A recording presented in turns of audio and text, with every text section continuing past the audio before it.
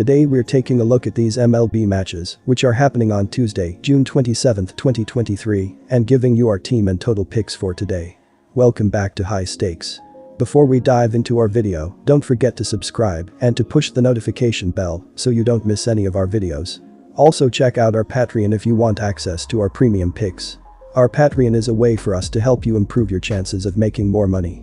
You will find the link to our Patreon in the description and comments section below. San Diego Padres vs Pittsburgh Pirates. After some incredible moves in recent years, the San Diego Padres came into 2023 as genuine World Series favorites in the National League, but after a rocky start, they will need to bounce back in a big way as they are just 4-6 in their past 10 games overall. In their past 4 road games against left-handed starters, however, San Diego are undefeated at 4-0, as well as being 25-9 in their past 34 games following an off day, so they've certainly found positives even in a tough year. On the mound, San Diego turned to their biggest star in Yu Darvish, who has exemplified the Padres' struggles, as he possesses a 5-6 record with an uncharacteristic 4.84 ERA, and if they're to turn it around, it starts with their ace. His last 2 starts haven't been great either, as Darvish has lost both, allowing 10 earned runs in 11 innings, and with 15 hits and 3 walks allowed over that time, a turnaround here could inspire the whole team. The Pittsburgh Pirates were one of the best stories in baseball over the first 2 months of the season, but as of late, it's gotten ugly with a 3-15 record in their past 18 overall games, as well as an 0-6 mark in their past 6 games played against teams with a losing record. While they've called upon several promising prospects, it doesn't appear that this team has any hope of turning it around, as they have picked up just 1 victory in their past 10 outings. On the mound, the Pirates will look to veteran Rich Hill to get them going once again, and while the 17-year professional is certainly winding down, he continues to give the Pirates a chance to win each time he takes the bump. At 43 years old, Hill has still managed to make 15 starts on the year, going 6-7 over that time, and while he's lost his past 2 starts, he's given up just 3 earned runs in each over 10.2 innings, and if he can do that again on Tuesday, he will give Pittsburgh every opportunity for a much-needed victory. Although neither team has been playing well recently, the Padres are still in contention for the top spot in the NL West. They have a lot to play for and should be motivated to win this game. The Padres have also won 5 of their last 7 meetings against the Pirates, and their pitching staff is ranked 5th in the league in ERA. With a home field advantage and a strong starting pitcher on the mound, the Padres are likely to win this game. While neither of these teams have managed to consistently put up elite offensive performances in 2023, they've both got the potential to do so, and it appears when they do battle the bats come alive, as the over is 6-1 in their past 9 head-to-head meetings in Pittsburgh.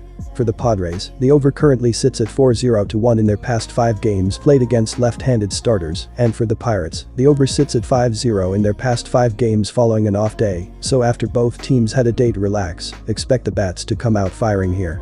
Keep it simple, take the over. Cincinnati Reds vs Baltimore Orioles. The Cincinnati Reds have been doing very at the plate this season, as they are tied for 9th in the majors with a .747 ops, while scoring 4.89 runs per game up to this point. Their team has been doing well stealing bases, as they are 2nd in the sport with 89 steals while being caught 22 times. First baseman Spencer Steer has been doing incredibly well at the plate, as he has a .841 ops with 11 homers, 44 RBI, 40 runs scored, and 8 stolen bases on 10 attempts. Andrew Abbott is the 10th-ranked prospect in the Cincinnati system and has struggled according to his baseball saving page, as he has a 9.8 barrel percentage. Abbott has 4 different pitches, with the fastball being thrown 52.8% of the time. He will need to continue doing well if he wants to take down this strong Baltimore lineup. The Baltimore Orioles has been a strong offensive team at this point of the season, as they are also tied for 9th in MLB with a .747 ops, while scoring 4.83 runs per game thus far. They have been hitting the long ball well, as they are 10th in the sport with 94 home runs up to this point. Left fielder Austin Hayes has been doing well, as he has a .319, .357, .508 line with 8 home runs, 33 RBI, 40 runs scored, and a pair of steals on 3 tries. The Cincinnati Reds have struggled on the road this season with a 4.61 ERA, which is 23rd in the league. The Baltimore Orioles, on the other hand, have a 4.13 ERA at home, which is 17th in the league. The Orioles' bullpen has also been better than the Reds' bullpen, with a 3.79 reliever ERA to the Reds' 3.84 ERA. The Orioles have also won their last 4 home games against the Reds. Based on these factors, I believe that the Orioles are the more likely team to win this game. Diving into these starting pitcher splits this season, Andrew Abbott has a .209 batting average against with a 0.00 ERA in 2 road games, while Tyler Wells has a .191 opposing batting average and a 2.52 ERA in 8 games pitched to Camden Yards. Neither offense has been doing too well in the last 30 days when looking at their BABIP, as Cincinnati is 16th with a .294 BABIP as a team, while Baltimore is 14th with a .301 team BABIP.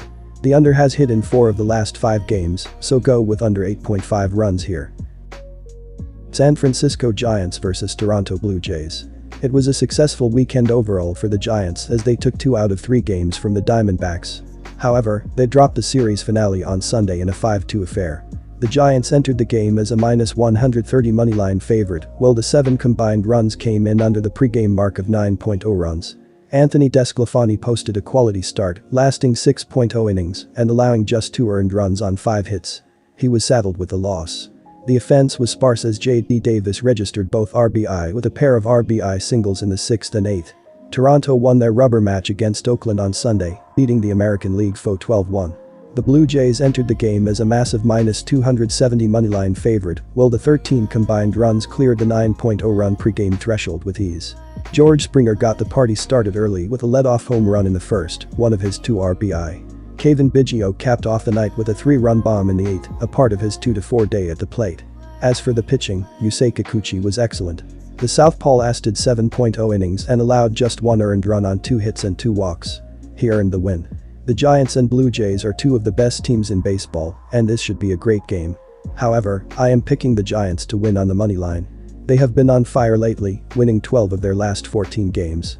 Over the past 14 days, the Giants have been one of the best defenses in baseball. They rank 2nd in BABIP, batting average on balls in play, and 8th in WOBA, weighted on base average. The Giants also have the better bullpen. They rank 11th in bullpen ERA, earned run average, and 7th in WHIP, walks plus hits per inning pitched. The Blue Jays rank 14th and 10th in those categories, respectively. While the edge is not huge, I believe it is enough to give the Giants the advantage. I am picking them to win the opener. I touched on the recent success from the Giants' offense above. Well, the Blue Jays aren't too far off the pace over the last 14 days. In that time frame, Toronto is 8th in BABIP, .318, and 14th in WOBA, .323. I think we're in for a barnburner Tuesday night and I'm rolling with the over. In terms of trends, it's worth noting that San Francisco is 18-16, 52.9% to the over on the road this year. That includes a streak of 5 straight road overs. The Giants have also seen 9 of their last 12 games go over the total in general. As for Toronto, they're 5-2 to the over in their last 7 games. Look for there to be no shortage of runs between these 2 hot offenses.